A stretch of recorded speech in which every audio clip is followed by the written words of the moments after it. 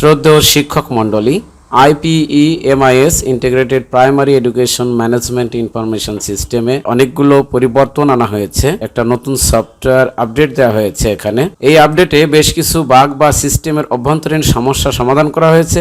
একই সাথে প্রাথমিক শিক্ষা অধিদপ্তরের আদেশ অনুযায়ী সিস্টেমে বেশ কিছু পরিবর্তন আনা হয়েছে। তো যে সকল সমস্যা সমাধান করা হয়েছে তার জন্য আমি একটা আইডিতে প্রবেশ করি। আমি একজন সহকারী শিক্ষকের আইডিতে প্রবেশ করলাম। যে সকল সমস্যা সমাধান করা হয়েছে তার মধ্যে প্রথমত হচ্ছে পোস্টিংয়ের ইতিহাসে কিছু লেভেল পরিবর্তন করা হয়েছে, যা ইউজারদের কনফিউশন দূর করবে, এবং এখানে কিছু নির্দেশিকাও অন্তর্ভুক্ত করা হয়েছে যা ইউজারকে তথ্য প্রদানে সহায়তা করবে। পোস্টিংয়ের বিবরণে প্রথমে একটা নির্দেশিকা এখানে সংযুক্ত করা আছে, তা হচ্ছে তারিখের অধক্রম অনুসারে পোস্টিংয়ের ইতিহাস যোগ করুন। প্রথমে বর্তমান পোস্টিং যোগ করুন, এরপর তার ঠিক পূর্ববর্তী পোস্টিং যোগ করুন। এভাবে যোগ করে অতীতের দিকে যেতে থাকুন। এখানে কিছু লেভেল চেঞ্জ করা হয়েছে। এই লেভেলের মধ্যে রয়েছে যে আমরা ইমেজ বা PDF ফাইল আপলোড করতাম, পোস্টিংয়ের গেজেট বা আদেশ বা প্রজ্ঞাপন বা নিয়োগপত্র যেটাই বলেন না কেন, সেই ইমেজ বা PDF ফাইল আপলোড করার এখন আর প্রয়োজন নাই।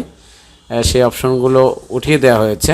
2 হলো পোস্টিংয়ের ইতিহাসে প্লেসমেন্ট স্কুল সংক্রান্ত সমস্যাটি সমাধান করা হয়েছে। 3 হচ্ছে পোস্টিংয়ের ইতিহাসে কিছু কিছু ক্ষেত্রে বিদ্যালয়ের নাম সম্পূর্ণ প্রদর্শন করতো না, যার সমাধান করা হয়েছে।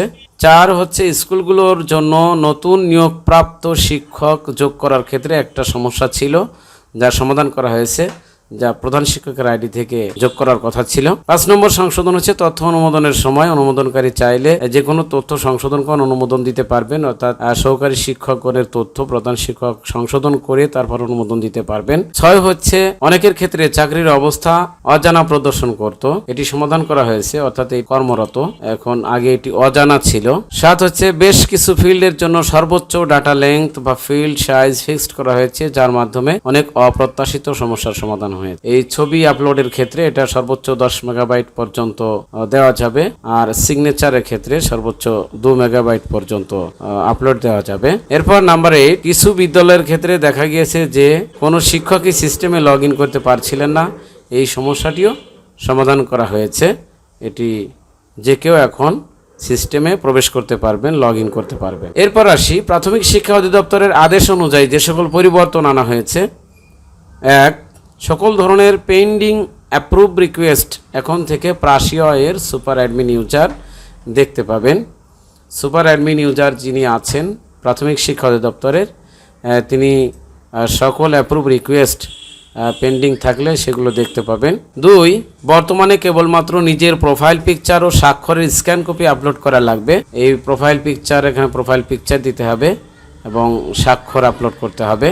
প্রোফাইল পিকচারের সর্বোচ্চ সাইজ 10 মেগাবাইট পর্যন্ত রাখা হয়েছে।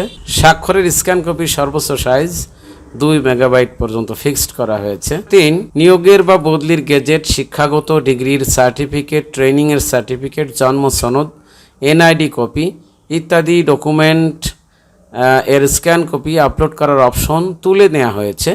আপাতত এগুলি আপলোড করার কোনো প্রয়োজন নেই বা আপাতত আপলোড করা লাগবে না। এরপরে 4, বিদ্যালয়ের লিস্ট পেজে নতুন স্কুল কোডের পাশাপাশি এখন থেকে পুরাতন EMIS কোডও প্রদর্শন করবে, যাতে একই নামের একাধিক বিদ্যালয়ের মধ্য থেকে এটা বিদ্যালয়কে সহজে চেনা যায়। 5, ভবনের ফ্লোর সাইজ, কক্ষের দৈর্ঘ্য প্রস্থ এসব তথ্য ভগ্নাংশে প্রদান করা যাবে। বিদ্যালয়ের তথ্যের এখানে এই যে ভবনের তথ্য, কক্ষের তথ্য, এখানে যে ফিল্ডগুলো আছে আগে শুধু পূর্ণ সংখ্যা দেয়া যেত, তো এখানে ভগ্নাংশ দেয়া যাবে। 6, ড্রাফট এবং পরবর্তী নেক্সট বাটন এখন থেকে সর্বদা এনেবল থাকবে।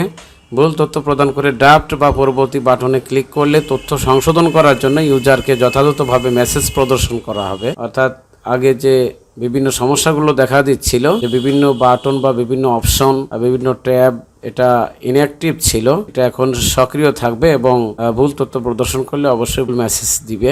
সর্বশেষটি হলো ইউইওগণ সিস্টেমে বিদ্যমান প্রাইভেট স্কুলগুলোর জন্য হেড টিচারের অ্যাকাউন্ট খুলে দিতে পারবেন। এক্ষেত্রে বিদ্যালয়টি কোন ক্লাসটার অন্তর্ভুক্ত তাও সিস্টেমে উল্লেখ করে দেয়া বাধ্যতামূলক করা হয়েছে। তো সম্মানিত শিক্ষক মণ্ডলী, এই ছিল হচ্ছে আপডেট। অনেকগুলো আপডেট দেওয়া হয়েছে, এটা আমাদের কাজ করতে অনেক সহজ হবে।